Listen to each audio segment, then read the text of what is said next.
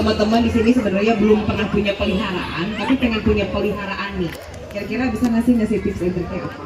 Oke, yang pertama itu pastikan untuk lifestyle-nya kalian tuh cocok gitu. Jadi memang punya waktu yang bisa untuk jalan dan main sama mereka. Itu sangat penting karena mereka kan bukan cuma kayak pajangan yang nggak perlu diajak main, nggak perlu waktu bareng atau nggak perlu jalan keluar. Mereka juga butuh healing lah tanda kutip.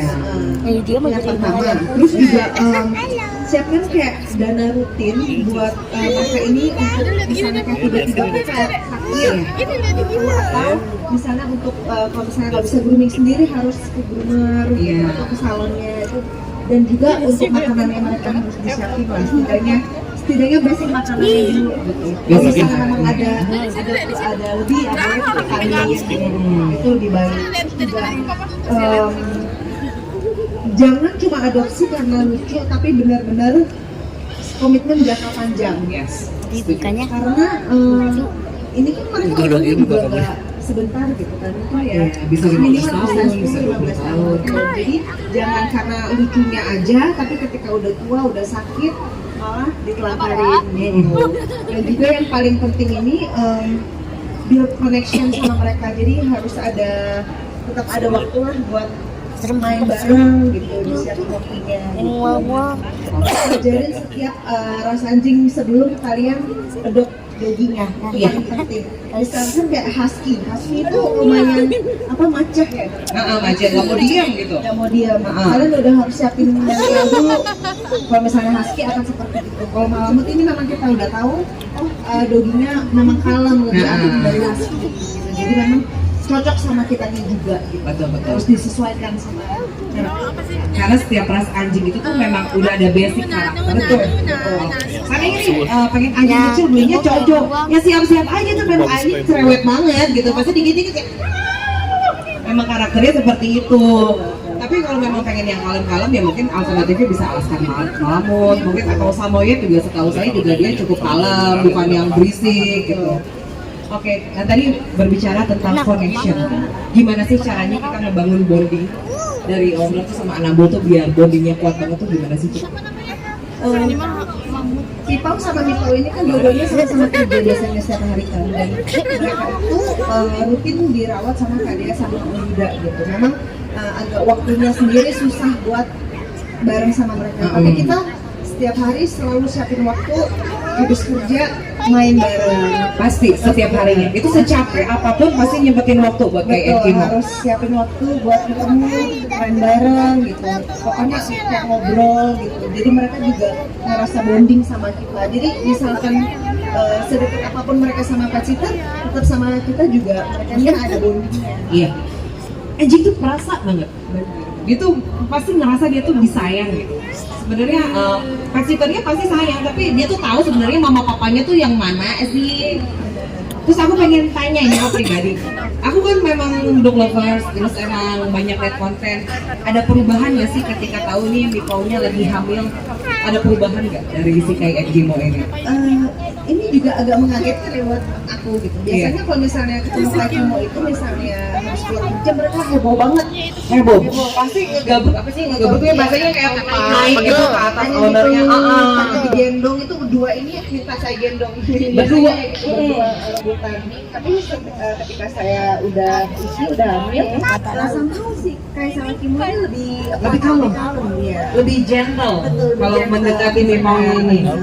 Dan sering kayak cium di area perut gitu, kayak ngerti aja kalau misalnya dan itu ya. Jadi yang di konten-konten IG itu real ya? Real bener. Jadi kayak langsung pengen nyandar itu ke perutnya, terus kayak dielus, emang kayak gitu ya? Justru memang konten di Instagram itu kita buat senatural mungkin. Nggak bisa kayak Kimo ini kita briefing kayak Kimo kamu harus tantrum, nggak bisa kayak Kimo kamu harus centil, nggak bisa dong ya. Justru karena kerandomannya mereka ini banyak disukai lah jadinya. Iya benar-benar, jadi memang karena naturalnya aja mereka seperti itu. Oke, ini kita mau closing statement dari Mipau dan Pipau, kira-kira mau ada titipan kah tips and trick, kesan-pesan buat semua penggemar kayak Kimo. Dia nggak bisa marah, nggak bisa marah. Untuk yang udah punya dogi, jangan lupa untuk doginya untuk selalu disayang,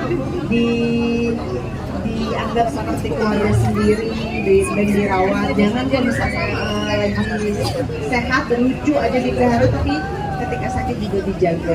Itu kalau udah punya dogi. Ya, bawa mereka ke mall, kita bawa mereka ke kafe. Jadi memang sudah biasa interaksi dengan mulai caper kan, mulai caper. Oh, mulai caper nih. Aku pengen tahu dia lagi ngeliatin siapa. Ke cewek dia pasti. Mau kemana ini? Mau kemana? Kamu deketin aku. Oh, tahu aja lagi single. Jadi mereka senang nih kayak gini ya. Ketemu interaksi sama orang tuh sebenarnya mereka happy. Tapi yang penting jangan overstimulate. Lucu, lucu deh. Yang putih, tebal, siap. Energinya kekuras. Mereka pun kayak gitu. Sama. Pernah nggak sih tiba-tiba tantrum gitu di luar? Kalau mereka tuh tantrumnya kayak gimana sih? Tantrumnya paling kalau misalnya si Kai, kalau udah capek banget paling dia ngolong ke meja Kak. Ngolong ke meja, itu artinya dia capek. Iya, dia udah Just capek. leave me alone gitu ya. Jangan ganggu aku. Oh, kalau si Kimo, Kalau Kimo paling rebahan aja. dia pokoknya langsung tiba-tiba Iya. rebahan aja kayak Semua aku capek gitu.